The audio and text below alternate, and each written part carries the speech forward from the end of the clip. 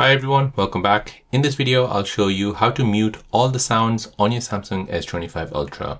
So you basically tried lowering the volume on your Samsung S25 Ultra, however, it's not muting any sound. Then let me show you how to turn on a feature which mutes all the sound.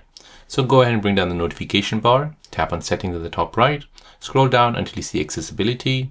From here, find hearing enhancements.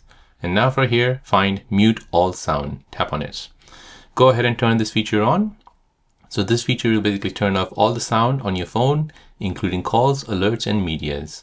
Press home, and now all your sound on your Samsung S25 Ultra has been mute. So there you go guys, that is how to mute all the sound on your Samsung S25 Ultra. If you're new on the channel and you want to find out more about your iPhone, your Android phone, or any other social media apps, then don't forget to subscribe to this channel to become a part of the Simple Dad community.